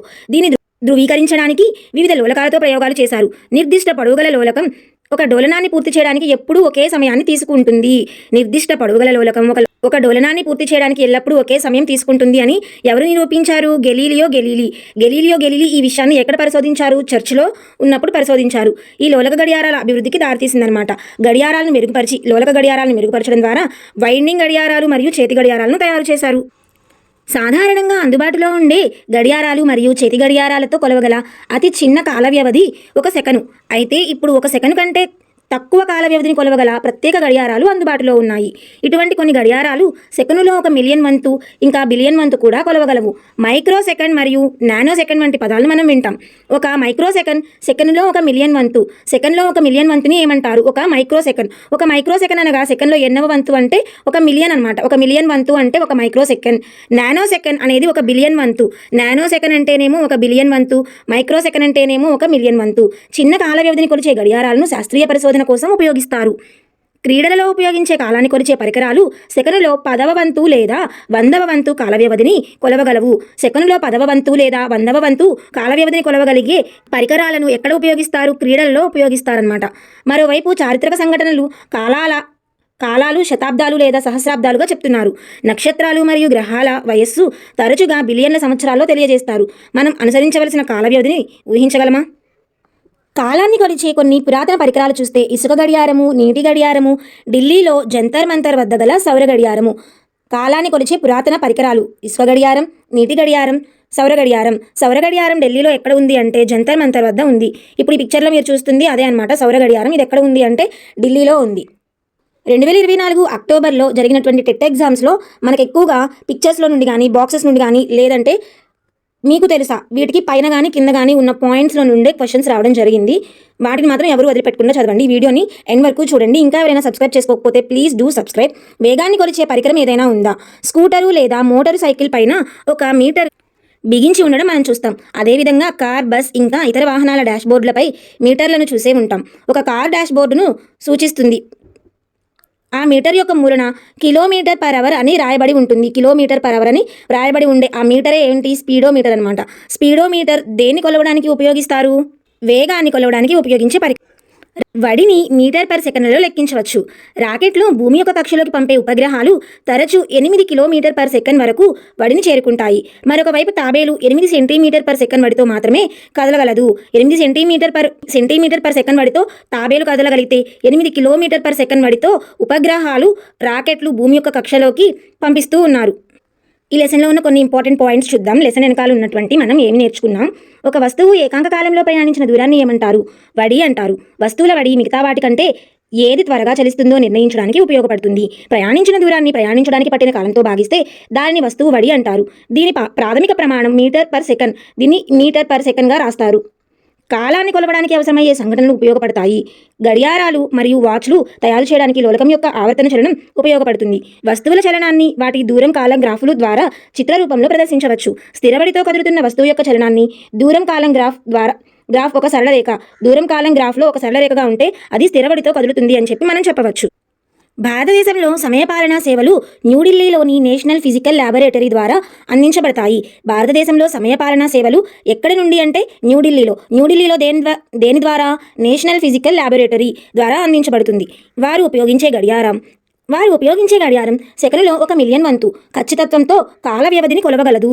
నేషనల్ ఫిజికల్ ల్యాబొరేటరీ ద్వారా అందించబడే ఈ కాలం అనేది ఆ గడియారంలో సెకనులో 1 మిలియన్ వంతు ఖచ్చితత్వంతో కాల వ్యవధిని కొలవగలదు. ప్రపంచంలోనే అత్యంత ఖచ్చితమైన గడియారం యుఎస్ఏలోని National Institute of Standards and Technology అభివృద్ధి చేసింది. National Institute of Standards and Technology ఎక్కడ ఉంది? యుఎస్ఏలో ఉంది. నేషనల్ ఫిజికల్ ల్యాబొరేటరీ ఎక్కడ ఉంది? న్యూఢిల్లీలో ఉంది. ఈ గడియారం యుఎస్ఏలో ఉన్న గడియారం 20 మిలియన్ సంవత్సరాల పాటు నడిచిన తరువాత 1 సెకను కోల్పోతుంది లేదా పొందుతుంది. యుఎస్ఏలో National Institute of Standards and Technology అభివృద్ధి చేసిన గడియారం 20 మిలియన్ సంవత్సరాల పాటు నడిచిన తర్వాత 1 సెకన్ని కోల్పోతుంది లేదా 1 సెకన్ని పొందుతుంది. నెక్స్ట్, విద్యుత్ వలయపు కొన్ని ఉపకరణాల యొక్క సంకేతాలను మనం గమనిస్తే విద్యుత్ ఘటము ఈ విధమైన సింబల్తో సూచించడం జరుగుతుంది. ఒక పెద్ద గీత, ఒక చిన్న గీతతో ఈ విధంగా సూచిస్తామన్నమాట. విద్యుత్ బల్బు యొక్క సంకేతం ఇది. స్విచ్ తెరచి ఉన్న స్థితి, ఇదేమో స్విచ్ తెరచి ఉన్న స్థితి. స్విచ్ మూసి ఉన్న స్థితి. బ్యాటరీ యొక్క సంకేతము తీగ యొక్క సంకేతము. ఈ లేదా స్విచ్ను వలయంలో ఏ స్థానంలోనైనా అమర్చవచ్చని గమనించండి. వలయం మూసి ఉన్న స్థితిలో ఉన్నప్పుడు బ్యాటరీ యొక్క ధన ధ్రువము రుణ ధ్రువం వరకు వలయం పూర్తవుతుంది. వలయం మూసి ఉన్న స్థితిలో బ్యాటరీ యొక్క ధన ధ్రువం నుండి రుణ ధ్రువం వరకు వలయం పూర్తవుతుంది. అప్పుడు వలయాన్ని మూసి ఉన్న వలయం అంటారు. వెంటనే వలయం ద్వారా విద్యుత్ ప్రవాహం జరుగుతుంది. మూసి ఉన్న వలయం ద్వారా విద్యుత్ ప్రవాహం జరుగుతుంది. స్విచ్ తెరచి ఉన్న స్థితిలో ఉన్నప్పుడు వలయం అసంపూర్ణమవుతుంది. దీన్ని తెరచి ఉన్న వలయం అంటారు. వలయం యొక్క ఏ భాగం నుండి కూడా విద్యుత్ ప్రవాహం జరగదు. స్విచ్ తెరచి ఉన్నప్పుడు వలయం పూర్తి కాదు, అసంపూర్ణంగా ఉంటుంది. తెరచి ఉన్న వలయం ద్వారా విద్యుత్ ప్రవాహం జరగదు. మూసి ఉన్న వలయం ద్వారా విద్యుత్ ప్రవాహం జరుగుతుంది. సాధారణ విద్యుత్ బల్బులను సాధారణంగా కాంతి కొరకు ఉపయోగిస్తారు, కానీ అవి ఉష్ణాన్ని కూడా ఇస్తాయి. అనగా వినియోగించబడే విద్యుత్తులో కొంత భాగం ఉష్ణం ఉత్పత్తి అవడానికి ఖర్చు అవుతుంది. ఇది వాంఛనీయం కాదు. మనం లైట్లు ఎందుకు వేసుకుంటాం? కాంతి శక్తి కోసం మాత్రమే. కానీ అక్కడ కాంతి శక్తితో పాటు ఉష్ణ శక్తి కూడా రిలీజ్ అవుతుంది. అంటే బల్బు మనం కొంచెం సేపు యూజ్ చేసిన తర్వాత పట్టుకుంటే వేడిగా కూడా ఉంటుంది. కానీ మనకి ఉష్ణ శక్తితో ఉపయోగం ఏమీ లేదు. కాంతి శక్తితో మాత్రమే ఉపయోగం. వాంఛనీయమైనది ఏంటి? కాంతి శక్తి. ఉష్ణము అవాంఛనీయం అనమాట. అంటే అవసరం లేనిది అని. ఎందుకంటే అది విద్యుత్ వ్యర్థానికి దారితీస్తుంది. ఈ విధంగా 2 శక్తులు ఉత్పత్తి చేయడానికి యూజ్ అవుతుంది అంటే ఎక్కువ శక్తి వినియోగించబడుతుంది కాబట్టి విద్యుత్ వ్యర్థానికి దారితీస్తుంది. ఫ్లోరోసెంట్ ట్యూబ్లైట్లు మరియు కాంపాక్ట్ ఫ్లోరోసెంట్ బల్బులు. కాంపాక్ట్ ఫ్లోరోసెంట్ బల్బ్ అంటే CFLs. ఫ్లోరోసెంట్ ట్యూబ్లైట్లు ఉంటాయి కదా, ఉత్తమ సమర్థ కాంతి జనకాలు అనమాట. ఇవి ఉత్తమ సమర్థ కాంతి జనకాలు అంటే ఫ్లోరోసెంట్ ట్యూబ్లైట్లు మరియు CFLs ఫ్లోరోసెంట్ బల్బులు అనమాట. కాంపాక్ట్ ఫ్లోరోసెంట్ బల్బులు. ఈ రోజులలో కాంతి ఉద్గార డయోడ్లు అంటే LEDలు వినియోగం బాగా పెరిగిందనమాట. కావలసిన కాంతి తీవ్రతతో వెలిగేటప్పుడు సాధారణ బల్బులు, ఫ్లోరోసెంట్ బల్బులు మరియు కాంపాక్ట్ ఫ్లోరోసెంట్ బల్బులతో పోల్చినప్పుడు ఎల్ఈడి బల్బులు తక్కువ విద్యుత్ను వినియోగించుకుంటాయి. ఎల్ఈడీలు కాంపాక్ట్ ఫ్లోరోసెంట్ బల్బులు మరియు ఫ్లోరోసెంట్ ట్యూబ్లైట్ల కంటే కూడా తక్కువ విద్యుత్ని ఉపయోగించుకుంటాయి అనమాట. అందువలన ఎల్ఈడి బల్బులు అధిక విద్యుత్ సామర్థ్యతను కలిగి ఉంటాయి. అందుకే వీటిని ఉపయోగించడం జరుగుతుందన్నమాట. విద్యుత్ సమర్థతను కలిగి ఉన్న విద్యుత్ పరికరాలను మరియు వస్తువులను వాడమని సలహా ఇస్తారు ఎవరు? ISI, bureau of Indian standards. Bureau of Indian standards ఎక్కడ ఉంది? న్యూఢిల్లీలో ఉందన్నమాట. న్యూఢిల్లీలో ఉంది. విద్యుత్ పరికరాలకు ఐఎస్ఐ చిహ్నాన్ని ఇస్తారు. విద్యుత్ పరికరాలకు ఐఎస్ఐ చిహ్నాన్ని ఎవరు ఇస్తారు? Bureau of Indian standards. ఇది న్యూఢిల్లీలో ఉంది. అది విద్యుత్ ఉపకరణాలపై ఇచ్చిన వివరాల ధృవీకరణకు భరోసా ఐఎస్ఐ అనే సింబల్ని ఇస్తుందన్నమాట. అందువలన ఐఎస్ఐ గుర్తు కలిగిన పరికరాలను వినియోగించమని సూచిస్తారు. గమనిక ఏంటంటే ఫ్లోరోసెంట్ బల్బులు మరియు సిఎఫ్ఎల్లు విష స్వభావం గల అధిక పాదరస ఆవిరిని కలిగి ఉంటాయి. క్రింది వానిలో వేటిలో అధిక పాదరస ఆవిరి ఉంటుంది అంటే ఫ్లోరోసెంట్ బల్బులు, సిఎఫ్ఎల్ బల్బులు. అందువలన వాడిపడేసిన ఫ్లోరోసెంట్ బల్బులు లేదా సిఎఫ్ఎల్ బల్బులను జాగ్రత్తగా పారవేయాలి. విద్యుత్ వలయంలో అధిక విద్యుత్ ప్రవాహానికి కారణం వలయాలలో తీగలు ఒకదానికి ఒకటి నేరుగా తాకుతూ ఉండడమే.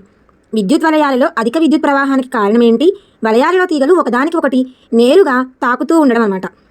తీగలపై గల ఇన్సులేషన్ అరిగిపోవడము లేదా చిరిగిపోవడం వలన ఇలా జరుగుతుంది. నేరుగా ఎందుకు తాకుతుంది? తీగలపై ఉండే ఇన్సులేషన్ అరిగిపోవడం కానీ చిరిగిపోవడం కానీ జరిగినప్పుడు ఈ విధంగా వలయాలలో ఉండే తీగలు నేరుగా తాకుతూ ఉంటాయి. దీని కారణంగా లఘు వలయం ఏర్పడవచ్చు. అధిక విద్యుత్ ప్రవాహం అనేది స్టేట్మెంట్ వచ్చేటప్పటికి విద్యుత్ వలయంలో విద్యుత్ అధికంగా ప్రవాహం జరుగుతుంది. రీజన్ వచ్చేటప్పటికి తీగలపై ఇన్సులేషన్ అరిగిపోయింది లేదంటే లఘు వలయం ఏర్పడింది. ఇలా ఇస్తారు. ఈ రెండిట్లో ఏదో ఒకటి ఇచ్చి స్టేట్మెంటు రీజను రైట్, స్టేట్మెంట్కి రీజను సరైన వివరణ అవునా కాదా అని చెప్పి ఆప్షన్స్లో ఇచ్చే అవకాశం ఉంటుంది. అనేక విద్యుత్ పరికరాలను ఒకే సాకెట్లోకి కలపడం కూడా అధిక విద్యుత్ ప్రవాహానికి మరొక కారణం. విద్యుత్ పరికరాలను ఒకే సాకెట్తో కలపడం కూడా అధిక విద్యుత్ ప్రవాహానికి కారణం అవుతుంది. వలయంలో ఓవర్లోడ్కి ఇది కారణం. వలయంలో ఓవర్లోడ్కి కారణం ఏంటి? విద్యుత్ పరికరాలు అనేకం ఒకే సాకెట్లో కలపడం. లఘు వలయాలు మరియు ఓవర్లోడ్ వలన జరిగే అగ్ని ప్రమాదాల గురించి మనం వార్తాపత్రికల్లో చదువుతూ ఉంటాం. ఈ రోజుల్లో ఫ్యూజుల స్థానంలో మినియేచర్ సర్క్యూట్ బ్రేకర్లను విరివిగా ఉపయోగిస్తున్నాం. ఫ్యూజుల స్థానంలో విరివిగా వేటిని ఉపయోగిస్తున్నాం? Miniature circuit బ్రేకర్లను ఉపయోగిస్తున్నాం. వలయంలోని విద్యుత్ ప్రవాహం సురక్షిత హద్దు దాటిన తరువాత దానిలోని స్విచ్లు వాటంతట అవే ఆగిపోతాయి. మీరు వాటిని ఆన్ చేస్తే మరలా వలయం పూర్తవుతుంది. ఎంసీబీ మీద కూడా ఐఎస్ఐ గుర్తుని చూడవచ్చు. ఎంసీబీ అంటే మినియేచర్ సర్క్యూట్ బ్రేకర్. ఎల్లప్పుడూ నిర్దిష్ట ప్రయోజనం కొరకు సూచించిన ఐఎస్ఐ గుర్తుగల తగిన ఫ్యూజ్లనే ఉపయోగించాలి. ఫ్యూజ్కు బదులుగా ఏదైనా తీగ లేక లోహపు పట్టీలను ఎప్పుడూ ఉపయోగించరాదు. ఈ చిత్రంలో మనకు కనిపిస్తుంది ఆయిర్స్టెడ్, హన్స్ క్రిస్టియన్ ఆయిర్స్టెడ్ 1777 to 1857 మధ్యలో ఈయన జీవించారు. విద్యుత్ ప్రవాహం వలన అయస్కాంతం ఫలితాలు చూస్తే దిక్సూచిలోని సూచి ఒక చిన్న అయస్కాంతం అని మనకు తెలుసు. అది ఎల్లప్పుడూ ఏ దిక్కులు చూపిస్తుంది? ఉత్తర దక్షిణ దిక్కులను చూపిస్తుంది. మనము ఒక అయస్కాంతాన్ని దాని దగ్గరకు తీసుకొని వచ్చినప్పుడు దాని సూచి అపవర్తనం చెందుతుంది. విద్యుత్ ప్రవహిస్తున్న తీగ దగ్గరకు దిక్సూచిని ఉంచినప్పుడు కూడా దానిలో అపవర్తనాన్ని గమనించవచ్చు. ఈ రెండు పరిశీలనలు మీరు జత చేయగలరా? ఒక తీగ గుండా విద్యుత్ ప్రవహించేటప్పుడు ఆ తీగ అయస్కాంతంలాగా ప్రవర్తిస్తుందా? హన్స్ క్రిస్టియన్ ఆయిర్స్టెడ్ అనే శాస్త్రవేత్త కూడా ఈ విషయంలో ఆశ్చర్యపోయాడు. తీగ ద్వారా విద్యుత్ ప్రవహించిన ప్రతిసారి అయస్కాంత సూచిలోని అపవర్తనాన్ని గమనించిన వ్యక్తుల్లో ఈయన మొట్టమొదటి వారు. అందువలన తీగ ద్వారా విద్యుత్ ప్రవహించినప్పుడు అయస్కాంతంలా ప్రవర్తిస్తుంది. ఇదే విద్యుత్ ప్రవాహం వల్ల కలిగే అయస్కాంత ప్రభావం. విద్యుత్ ప్రభావం వల్ల కలిగే అయస్కాంత ప్రభావం అన్నమాట. అయస్కాంతాలు తయారు చేయడానికి కూడా విద్యుత్ ప్రవాహాన్ని వాడవచ్చు. నెక్స్ట్, మీకు తెలుసా అతని కన్నా ముందు ఇతరులు దానిపై పనిచేసినప్పటికీ విద్యుత్ బల్బును కనుగొన్న ఖ్యాతి సాధారణంగా థామస్ ఆల్వా ఎడిసన్కే దక్కుతుంది. థామస్ ఆల్వా ఎడిసన్కి ఏ ఘనత? విద్యుత్ బల్బును కనుగొన్న ఖ్యాతి అనమాట. ఎడిసన్ ఒక ప్రఖ్యాతి పొందిన వ్యక్తి. అతడు విద్యుత్ బల్బుతో పాటు గ్రామ్ఫోన్, మోషన్ పిక్చర్ కెమెరా మరియు కార్బన్ ట్రాన్స్మిటర్ వంటి సుమారు 1300 ఆవిష్కరణలు. థామస్ ఆల్వా ఎడిసన్ సుమారుగా ఎన్ని ఆవిష్కరణలు? 1300 ఆవిష్కరణలు చేశారు. వాటిలో విద్యుత్ bulb, picture camera, motion picture camera, gramophone, carbon transmitter వంటి సుమారు 1300 ఆవిష్కరణలు ఉన్నాయి. ఇవన్నీ టెలిఫోన్ను కనుగొనడానికి అవకాశాన్ని కల్పించాయి. థామస్ ఆల్వా ఎడిసన్ 1847 నుండి 1931 మధ్య కాలానికి సంబంధించిన వారు. పంచతంత్రంలోని సింహం కుందేలు కథలో కుందేలు సింహం యొక్క పరావర్తనాన్ని బావినీటిలో చూపించి మోసం చేసింది. కుందేలు సింహంకి కాంతి యొక్క ఏ ధర్మాన్ని చూపించి మోసం చేసింది అంటే కాంతి యొక్క పరావర్తన ధర్మాన్ని చూపించి మోసం చేసింది అని చెప్పవచ్చు. వస్తువులపై పడిన కాంతి పరావర్తనం చెంది మన కంటికి చేరినప్పుడే అవి మనకు కనిపిస్తాయి. వస్తువుపై పడిన కాంతి పరావర్తనం చెంది మరలా మన కంటికి చేరితేనే మనకు వస్తువులు కనిపిస్తాయి. దర్పణం చిన్నదైనా పెద్దదైనా దర్పణంలో ప్రతిబింబం ఒకే పరిమాణంలో ఉంటుంది. దర్పణం చిన్నదైనా పెద్దదైనా దర్పణంలో ప్రతిబింబం ఎలా ఉంటుంది? ఒకే పరిమాణంలో ఉంటుంది. సమతల దర్పణంలో ప్రతిబింబం దర్పణానికి వెనుక వైపున ఏర్పడుతుంది. అది నిటారు అయినది, సమాన పరిమాణం కలది మరియు ప్రతిబింబం నుండి దర్పణానికి గల దూరం వస్తువు నుండి దర్పణానికి గల దూరం సమానంగా ఉంటుంది. ప్రతిబింబం దర్పణానికి ఎక్కడ ఏర్పడుతుంది? వెనకాల ఏర్పడుతుంది. అది ఎటువంటి ప్రతిబింబం? నిటారు ప్రతిబింబం, సమాన పరిమాణం కలిగిన ప్రతిబింబం. ప్రతిబింబం నుండి దర్పణానికి గల దూరము వస్తువు నుండి దర్పణానికి గల దూరానికి సమానంగా ఉంటుంది. దర్పణం యొక్క సమతల దర్పణం యొక్క ప్రతిబింబ లక్షణాలు అన్నమాట ఇవన్నీ. అంబులెన్స్ అనే పదాన్ని మనం రివర్స్లో రాయడాన్ని చూస్తూ ఉంటాము.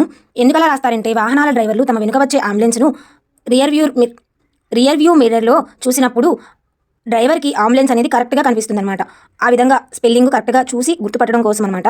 రాసి ఉన్నట్లు అర్థం చేసుకుని వెనుక నుండి వస్తున్న అంబులెన్స్కు దారి ఇస్తారు. అంబులెన్స్ దారికి అడ్డు పడకుండా మనలో ప్రతి ఒక్కరం దానికి దారి ఇవ్వడం మన బాధ్యత. చిన్న వృత్తాకార చక్రం సహాయంతో ఒక బొంగరాన్ని తయారు చేసుకుంటే ఆ చక్రంపై ఇంద్రధనస్సు రంగులు వేసి అప్పుడు బొంగరం తిప్పితే రంగులన్నీ కలిసిపోయి దాదాపు తెల్లని రంగు కనిపిస్తుంది. ఈ చిత్రంలో చూపించిన విధంగా చేస్తే అంటే 7 రంగుల మిశ్రమం, ఇంద్రధనస్సులో ఉన్న 7 రంగుల మిశ్రమం తెల్లని కాంతిని అంటే తెలుపు రంగులో వస్తుంది. తెలుపు రంగు అనేది 7 రంగుల అంటే ఇంద్రధనస్సులో ఉన్న 7 రంగుల మిశ్రమంతో కూడింది అని చెప్పి చిన్న కృత్యం ద్వారా నేర్పించవచ్చు అనమాట. ఏం నేర్చుకున్నాంలో చూస్తే కాంతి రుజుమార్గంలో ప్రయాణిస్తుంది. నునుపైన లేదా మెరిసేటువంటి తలాలు దర్పణాలుగా ప్రవర్తిస్తాయి. తెర మీద పట్టగల ప్రతిబింబాలను ఏమంటారు? నిజ ప్రతిబింబాలు. నిజ ప్రతిబింబాలను మనం తెర మీద పట్టగలము. తెర మీద పట్టలేని ప్రతిబింబాలను మిథ్యా ప్రతిబింబాలు అంటారు. సమతల దర్పణం వలన ఏర్పడే ప్రతిబింబం నిటారుగా ఉంటుంది. ఇది మిథ్యా ప్రతిబింబం అంటే మనం దాన్ని తెర మీద పట్టలేము. వస్తు పరిమాణానికి సమాన పరిమాణంలో ఉంటుంది. దర్పణం వెనుక ఏర్పడే ప్రతిబింబం అన్నమాట. దర్పణం వెనుక ప్రతిబింబం దూరం దర్పణం ముందు వస్తువు దూరానికి సమానంగా ఉంటుంది. దర్పణంలో ప్రతిబింబం ఏర్పడినప్పుడు వస్తువు యొక్క ఎడమవైపు భాగం ప్రతిబింబంలో కుడివైపుగాను, వస్తువు యొక్క కుడివైపు భాగం ప్రతిబింబంలో ఎడమవైపుగాను కనిపిస్తాయి. అనగా కుడి ఎడమలు తారుమారు అయినట్లుగా సమతల దర్పణంలో ప్రతిబింబం ఏర్పడుతుంది. పుటాకార దర్పణం తలక్రిందులైన నిజ ప్రతిబింబాన్ని ఏర్పరుస్తుంది. తలకిందులైన నిజ ప్రతిబింబాన్ని ఏర్పరిచే దర్పణం పుటాకార దర్పణం. వస్తువు దర్పణానికి మరీ దగ్గరగా ఉంచినప్పుడు మిథ్యా ప్రతిబింబం, నిటారు పెద్దదైన ప్రతిబింబం ఏర్పడుతుంది. మరీ దగ్గరగా ఉంచినప్పుడు మిథ్యా ప్రతిబింబం, నిటారు పెద్దదైన ప్రతిబింబం ఏర్పడుతుంది. కుంభాకార దర్పణం వలన ఏర్పడే ప్రతిబింబం నిటారు మిథ్య వస్తువు కన్నా చిన్న పరిమాణంలో ఏర్పడుతుంది. వస్తువు కన్నా చిన్నదైన పరిమాణంలో కుంభాకార దర్పణంలో ఏర్పడే ప్రతిబింబం ఉంటుంది. కుంభాకార కటకం నిజ తలక్రిందులైన ప్రతిబింబంను ఏర్పరుస్తుంది. అదే కుంభాకార దర్పణం వలన ఏర్పడే ప్రతిబింబం నిటారు మిథ్య వస్తువు కన్నా చిన్న పరిమాణంలో ఉంటుంది. కుంభాకార దర్పణంలో ఏర్పడే ప్రతిబింబానికి కుంభాకార కటకంలో ఏర్పడే ప్రతిబింబానికి రివర్స్లో ఉంటాయి లక్షణాలు. వస్తువుని కటకానికి మరీ దగ్గరగా ఉంచినప్పుడు నిటారు మిథ్య వృద్ధీకరణ ప్రతిబింబాలు ఏర్పడతాయి. కుంభాకార కటకం అనేది పుటాకార దర్పణంలో ఏర్పడే ప్రతిబింబంలాగా ఉంటుంది. నిజ ప్రతిబింబాన్ని ఏర్పరుస్తుంది. వస్తువుని దర్పణానికి మరీ దగ్గరగా ఉంచినప్పుడు మిథ్యా ప్రతిబింబము, నిటారు పెద్దదైన ప్రతిబింబం అనేది పుటాకార దర్పణంలో ఏర్పడుతుంది. కుంభాకార కటకంలో కూడా నిజ మరియు తలక్రిందులైన ప్రతిబింబం వస్తువు కటకానికి మరీ దగ్గరగా ఉంచినప్పుడు నిటారు మిథ్యా వృద్ధీకరణ ప్రతిబింబాలు ఏర్పడతాయి. వస్తువులను పెద్దవిగా చేసి చూడడానికి ఉపయోగపడేది కుంభాకార కటకము. కావున కుంభాకార కటకాన్ని భూతద్దం అంటారు. భూతద్దం అనేది క్రింది వానిలో ఏది అంటే కుంభాకార కటకము. పుటాకార కటకం ఎల్లప్పుడూ నిటారు మిథ్యా చిన్నదైన ప్రతిబింబం ఏర్పరుస్తుంది. తెల్ల రంగు అంటే 7 రంగుల మిశ్రమము. కుంభాకార దర్పణం వలన ఏర్పడే ప్రతిబింబం నిటారు మిథ్యా వస్తువు కన్నా చిన్న పరిమాణంలో ఉంటుంది. పుటాకార కటకం వల్ల ఏర్పడే ప్రతిబింబం నిటారు మిథ్యా చిన్నదైన ప్రతిబింబం ఏర్పరుస్తుంది. పుటాకార కటకము, కుంభాకార దర్పణము ఒకే లక్షణాలను కలిగి ఉండే ప్రతిబింబాలను ఏర్పరుస్తాయి. ప్రాచీన కాలంలో అద్దాలను ఆయుధాలుగా వినియోగించేవారు. ఆర్కిమెడిస్ ఏ శాస్త్రవేత్త? గ్రీకు శాస్త్రవేత్త. ఈయన 2000 సంవత్సరాలకు పూర్వం చెప్పిన లేదా చేసిన విషయం ఏంటంటే గ్రీసులో తీర ప్రాంతమైన సిరక్యూస్పై దాడి చేసినప్పుడు ఆర్కిమెడిస్ పటంలో చూపిన విధంగా దర్పణాలను అమర్చడం జరిగింది. వాటిని ఎలా కదిలించాలో సూర్యకాంతి వాటి నుండి రోమన్ సైనికులపై పడే విధంగా అమర్చారు. వారి మీద పడిన సూర్యకాంతితో అబ్బురపడి ఏం జరుగుతుందో తికమక పడేవారు. దూరంగా పరిగెత్తేవారు. ఇది సైనికులపై విజయం సాధించడానికి ఉపయోగపడిన మంచి అవకాశం. ఈ విధంగా దర్పణాలను పెట్టి సన్ రైస్ ఇలా పడితే మళ్ళీ తిరిగి వాళ్ళ మీద పడతాయి కదా, ఇవన్నీ ఒకేసారి పడతాయి. సో సైనికులకి ఎక్కువగా లైటింగ్ వచ్చేసి ఏం జరుగుతుందో అర్థం కాక ఇంకా వాళ్ళు వెళ్ళిపోతే వీళ్ళు గ్రీకు వాళ్ళు విజయం సాధించారనమాట. మన చుట్టూ ఉన్న అడవుల నుండి మనం వివిధ ఉత్పత్తులు పొందుతాము. అడవి అనేది వివిధ మొక్కలు, జంతువులు మరియు సూక్ష్మజీవులను కలిగి ఉన్న వ్యవస్థ. ఒక అడవిలో చెట్లు పై పొరను ఏర్పరుస్తాయి. అడవిలో చెట్లు ఏ పొర? పై పొర. అదేవిధంగా పొదలు, గుల్మాలు వృక్ష సంపద యొక్క క్రింది పొరను ఏర్పరుస్తాయి. వృక్ష సంపద యొక్క వివిధ పొరలు జంతువులు, పక్షులు, కీటకాలు ఆహారం మరియు ఆశ్రయాన్ని అందిస్తాయి. అడవిలోని వివిధ అంశాలు ఒకదానిపై మరొకటి పరస్పరం ఆధారపడతాయి. అడవి పెరుగుతూ మారుతూ ఉంటుంది. అది పునరుత్పత్తి కూడా చెందగలదు. అడవి పునరుత్పత్తి చెందగలదా అంటే ఎస్ అని చెప్పాలి. అడవిలో నేల, నీరు, గాలి మరియు జీవజాలం మధ్య పరస్పర సంబంధం ఉంటుంది. అడవులు నేల కోత నుండి కాపాడతాయి. నేల అడవులు పెరగడానికి మరియు పునరుత్పత్తికి సహాయం చేస్తుంది. అటవీ నివాస వర్గాలకు అడవులు జీవనాధారం. అడవులు వాతావరణం, నీటి చక్రం మరియు గాలి నాణ్యతను ప్రభావితం చేస్తాయి. భారతదేశంలో అటవీ విస్తీర్ణం మొత్తం మొత్తం విస్తీర్ణంలో 21% కలిగి ఉంది. భారతదేశం అటవీ విస్తీర్ణం మొత్తం విస్తీర్ణంలో 21% కలిగి ఉంది. ఇది స్వాతంత్ర్యం వచ్చినప్పటి నుండి క్రమంగా పతనం అవుతుంది, కానీ ప్రజలు ఇప్పుడు అటవీ విస్తీర్ణం యొక్క ప్రాముఖ్యతను గ్రహించారు. ఇటీవల సంవత్సరాలలో అటవీ విస్తీర్ణం కొద్దిగా పెరిగిందని నివేదికలు సూచిస్తున్నాయి. భారతదేశంలో అటవీ విస్తీర్ణం మొత్తం విస్తీర్ణంలో 21%గా ఉంది. పెరుగుతున్న మంచినీటి కొరతకు గల కారణము జనాభా పెరుగుదల, కాలుష్యము, పారిశ్రామిక అభివృద్ధి, సరైన నీటి నిర్వహణ చేయకపోవడము మరియు ఇతర కారకాలు. ఈ పరిస్థితి యొక్క ఆవశ్యకతను గ్రహించి ప్రపంచ జలదినోత్సవము మార్చి 22న 2005 ఐక్యరాజ్యసమితి సాధారణ సభ 2005, 2015, 2005-2015 కాలాన్ని జీవం కోసం జలంపై కార్యాచరణకై అంతర్జాతీయ దశాబ్దంగా ప్రకటించింది. అంతర్జాతీయ దశాబ్దంగా దేనిని ప్రకటించారంటే 2005-2015. దాని యొక్క థీమ్ ఏంటి? జీవం కోసం జలం. Here you can see the logo, water for life 2005 to 2015.